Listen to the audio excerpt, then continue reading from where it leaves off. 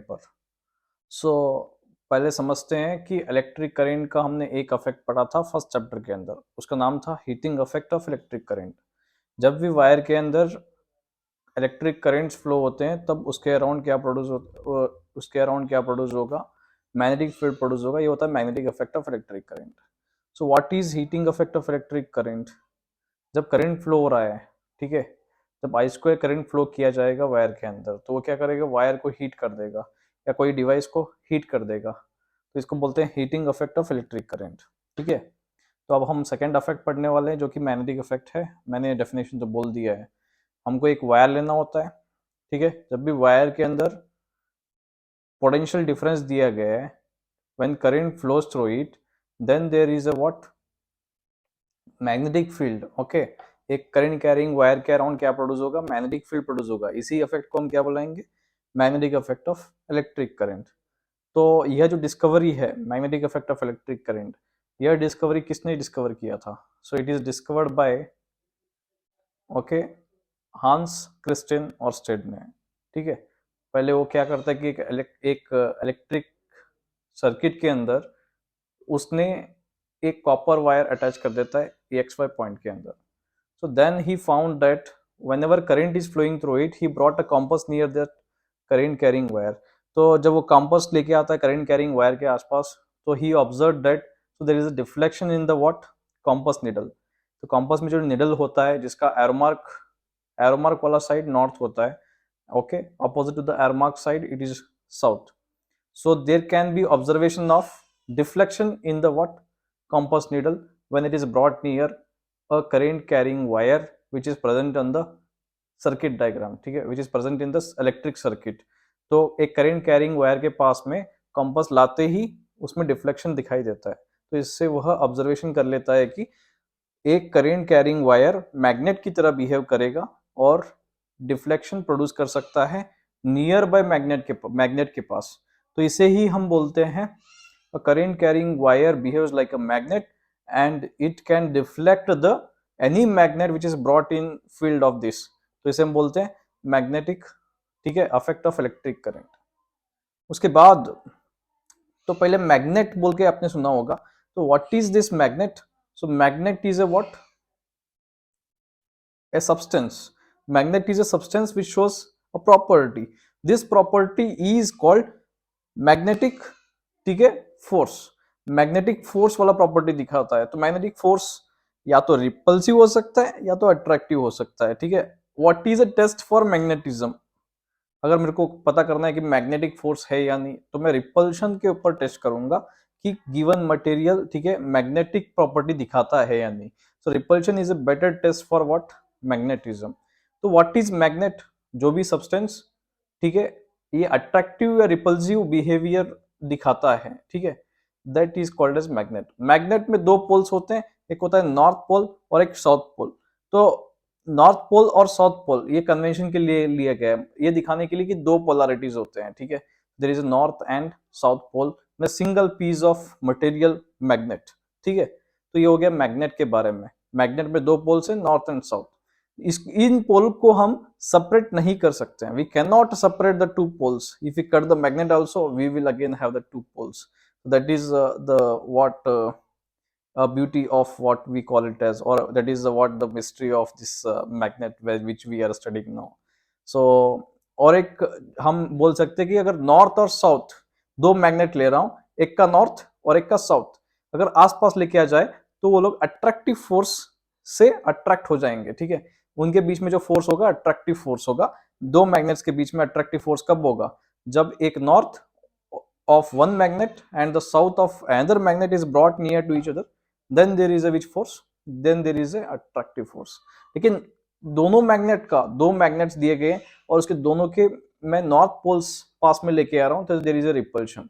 तो ये सम of the properties of क्या हो गए, मैग्नेट हो गए। और मैग्नेट को जब भी हम लटकाएंगे, फ्रीली सस्पेंड करेंगे, ठीक है, from a certain height, so it will always align themselves in the which direction, north and south direction. तो इसे ही हम बोलते हैं, ठीक है, प्रॉपर्टीज ऑफ द मैग्नेट।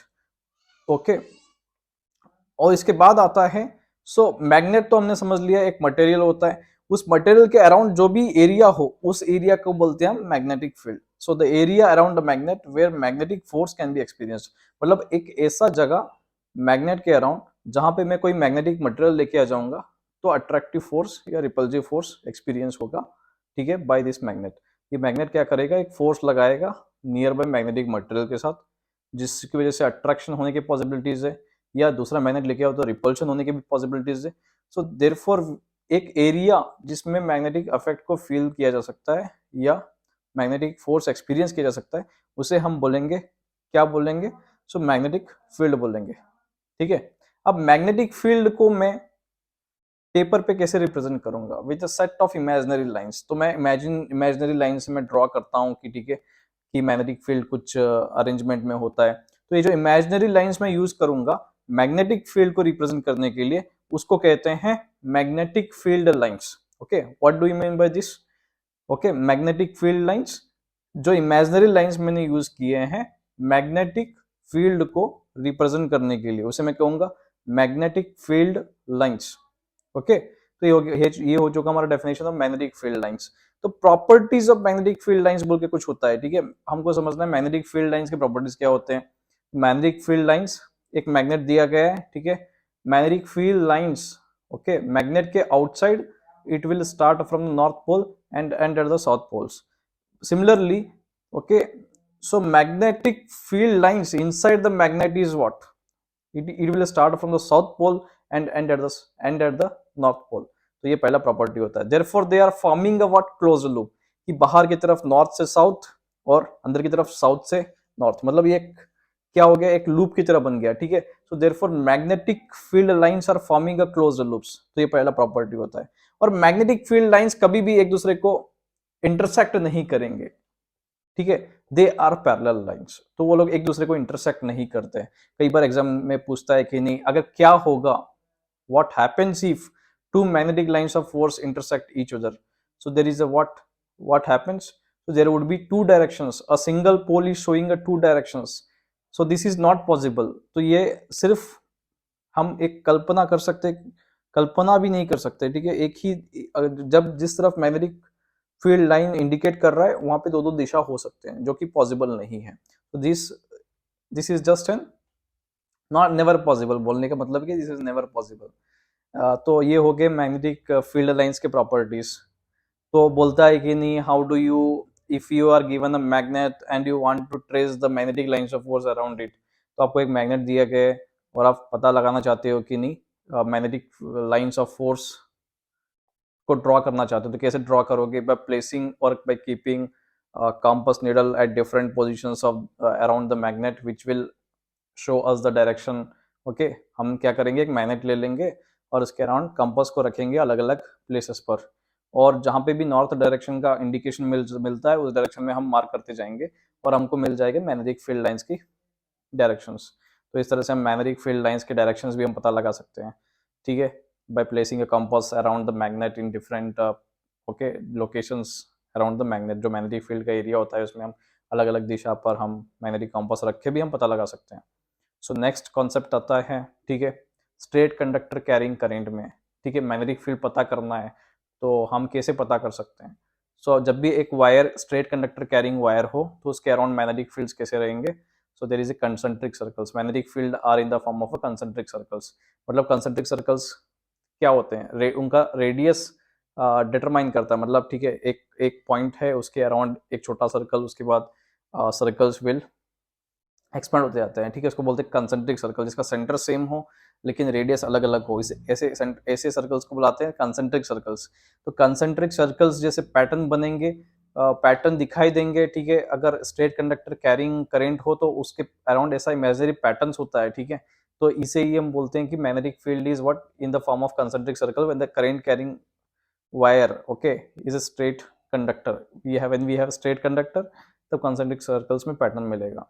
और एक जब होता है फॉर एग्जांपल कि मान लो कि अभी आपका हमारा जो करंट कैरिंग वायर है वही सर्कुलर है, तो क्या होगा, तो आपका जो मैग्नेटिक फील्ड है वो क्या होगा, it is passing from the centre of the circle, ठीक है। तो ये हमको पता लगाना होता है। तो ये हम किस किस लॉ से हम लोग पता लगा सकते हैं कि नहीं, what would be the possibility, तो हम इसके लिए और एक लॉ यूज करते हैं जिसका नाम है Maxwell's thumb rule. Maxwell thumb rule क्या बोलता है? Okay, imagine that you are holding a current carrying wire in your right hand. तो आपको राइट हैंड लेना है। तो for example this is my right hand. Okay, इसे हम ले लेते हैं राइट हैंड बोलकर। So imagine that you are holding a current carrying in your right hand. तो आपने राइट हैंड में होल्ड किया है, करंट का डायरेक्शन थंब की तरफ है, मतलब थंब क्या दिखा रहा है? करंट का डायरेक्शन दिखा रहा है। और जो जिस डायरेक्शन में फिंगर्स एनसर्कल होते हैं वो आपको दिखाएगा मैग्नेटिक फील्ड का डायरेक्शन। तो इसे हम बोलते हैं, ठीक है, Maxwell's thumb rule. Imagine that you are holding a current carrying wire in your right hand in such a way that, okay, so thumb points in the direction of the current and the fingers encircling the wire will give you the direction of the what magnetic field around it. This is known as what Maxwell's thumb rule. तो ये Maxwell's thumb rule होता है। तो इसके हिसाब से हम find कर सकते हैं, ठीक है। And next, Maxwell's thumb rule किस लिए होता है? मतलब एक वायर के अराउंड मैग्नेटिक फील्ड प्रोड्यूस हो रहा है कि ओके, उसका पैटर्न क्या होगा एंड किस डायरेक्शन में मैग्नेटिक फील्ड होगा, ये सब फाइंड करने के लिए मैक्सवेल्स थंब रूल यूज करते हैं। And next, what we can have here is that, okay, एक स्पेशल प्रॉपर्टी होता है, ठीक है, एक स्पेशल हम अब तक हम बात कर रहे थे कि नहीं, एक वायर के अराउंड अगर एक वायर के अराउंड हम अगर एक कॉम्पास लेके आएंगे तो उस कॉम्पास में डिफ्लेक्शन दिखाई देगा, ठीक है। तो ये तो हमको बता रहा था कि एक वायर के अराउंड मैग्नेटिक फील्ड प्रोड्यूस होता है, ठीक है। अब एक मैग्नेट लेना है आपको, हॉर्सशू मैग्नेट, और उसके पास में एक वायर रख देना है, ठीक है। दोनों क्या हो जाएंगे? रिपेल होने लगेंगे, दोनों रिपेल हो जाएंगे जब परपेंडिकुलरली प्लेस किया गया है। एक तरफ मैग्नेटिक फील्ड है और एक तरफ करंट कैरिंग वायर प्लेस किया हुआ है, ठीक है। दोनों का अगर डायरेक्शन परपेंडिकुलर है तो वो लोग रिपेल करेंगे। तो ये प्रिंसिपल होता है इलेक्ट्रिक मोटर का, ठीक है। When the current carrying wire is brought near a magnet it experiences mechanical force. तो ये वाला प्रिंसिपल होता है इलेक्ट्रिक मोटर का, ठीक है। इलेक्ट्रिक मोटर क्या होता है? Electric motor is a device which is used, okay, which is used to convert electrical energy into mechanical work. मतलब करंट सप्लाई करने के बाद हम लोग मैकेनिकल वर्क करने की कोशिश करते हैं, इसी को बोलते हैं हम लोग इलेक्ट्रिक मोटर। ऐसा वाला डिवाइस जिसमें इलेक्ट्रिकल एनर्जी से मैकेनिकल एनर्जी में कन्वर्ट किया जा सकता है। This is about the electric Motors. Electric generator बोल के भी होता है, ठीक है। इलेक्ट्रिक जनरेटर वर्क करता है इलेक्ट्रोमैग्नेटिक इंडक्शन पर। अब समझते हैं इलेक्ट्रोमैग्नेटिक इंडक्शन क्या होता है, ठीक है। आपके पास एक कॉइल दिया हुआ है, ठीक है, एक कॉइल दिया हुआ है जो कि कैल्वोमीटर को कनेक्टेड है। आपका कॉइल कैल्वोमीटर को कनेक्टेड है, और अब एक मैग्नेट ले लोगे, बार मैग्नेट, तो और उसे इसका एक कॉइल को एक प्लेस पे रख दोगे और पोजीशन चेंज करते रहोगे मैग्नेट का। तब क्या हो सकता है? Then there is a what, then there is a EMF is induced in the coil. मतलब कॉइल के अंदर ईएमएफ आ जाएगा। ईएमएफ क्या होता है? इलेक्ट्रोमोटिव फोर्स, ठीक है। ईएमएफ की वजह से देर is A what, induction of current in the coil. मतलब कॉइल के अंदर करंट इंड्यूस हो जाएगा। इसी इफेक्ट का नाम है इलेक्ट्रोमैग्नेटिक इंडक्शन, ओके। इसको सिंपल एक स्टेटमेंट में बोला जा सकता है, relative motion between the coil and the conductor will induce EMF in the coil. This effect is known as electromagnetic inductions. तो इलेक्ट्रोमैग्नेटिक इंडक्शन फैराडे का लॉ ऑफ, कई बार बोला जाता है कि Faraday's laws of electromagnetic induction समझाओ, तो इसके लिए भी यही बोला जाता है, Faraday's laws of electromagnetic induction भी सेम नाम है। तो जब हम Faraday's laws of electromagnetic induction बात करते हैं तब, ठीक है, वो हम कहाँ पे यूज करेंगे? वो हम यूज करेंगे जनरेटर्स के अंदर। जनरेटर क्या होता है? हम लोग मैकेनिकल एनर्जी को इलेक्ट्रिकल एनर्जी में कन्वर्ट करने का जो इंस्ट्रूमेंट होता है या डिवाइस जो होता है उसका नाम है जनरेटर्स। तो इलेक्ट्रिसिटी हम लोग जनरेट करते हैं in the sense from the mechanical work और the flow of the water, flow of the air. तो ये सभी यूज करके, फ्लो विंड ब्लोइंग, इसको यूटिलाइज करके हम क्या बनाएंगे? इलेक्ट्रिसिटी बनाएंगे। इसी को हम बोलते हैं, ठीक है, generator, to generate electricity from the mechanical work. तो ये जनरेटर का फंक्शन होता है। And next what we can have like, ठीक है, तो ये थोड़ा सा फंक्शन दिया हुआ है डोमेस्टिक होम इलेक्ट्रिक सर्किट्स में, ठीक है। दो फेनोमेनन्स होते हैं, जैसे कि एक ओवरलोडिंग बोल के होता है और एक शॉर्ट सर्किट होता है, ठीक है। ओवरलोडिंग का मतलब है कि आपके पास एक सॉकेट है, उसमें आप बहुत सारे अप्लायंसेस कनेक्ट कर दी हो एकदम से क्या हो जाएगा, उस सॉकेट में करंट ज़्यादा फ्लो होने लगेगा, जिसकी वजह से उसका ज़्यादा करंट फ्लो होने लगेगा, क्योंकि ज़्यादा डिवाइसेस कनेक्टेड हैं। तो इसकी वजह से क्या हो जाएगा? There may be chances of, okay, increase in current abruptly, so therefore it will what, it may catch fire sometimes, or it may get heated and catches fire, तो ये ओवरलोडिंग होता है। शॉर्ट सर्किट क्या होता है कि live wire और neutral wire contact में आ जाए क्योंकि उसका इंसुलेशन ब्रेक हो चुका है, तो इसे हम शॉर्ट सर्किट बोलेंगे, जिसकी वजह से एकदम से करंट क्या हो जाएगा, एब्रप्टली इंक्रीज हो जाएगा, जिसकी वजह से फिर से फायर कैच होने के चांसेस है। तो इस सबसे कैसे बचा जाए, तो एक हम इससे बच सकते हैं by using the fuse. Fuse क्या होता है, एक सेफ्टी मेजर जो कि हमारे जो इलेक्ट्रिकल अप्लायंसेस है घर के अंदर, वो सबको ये क्या करेगा, प्रोटेक्शन देगा।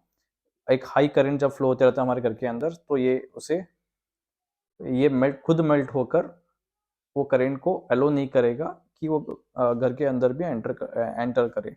तो इसी को हम बोलते हैं so working of what, fuse. So fuse का वर्किंग हम इसे कहते हैं। So this is all about the second chapter. We have a quick reason about the second chapters. इसके बारे में हम और थोड़ा समझ लेते हैं on the other videos. So thank you for watching this channel and hope your day is very best. So at the last, please like, subscribe and comment on our channels. Thank you for the day.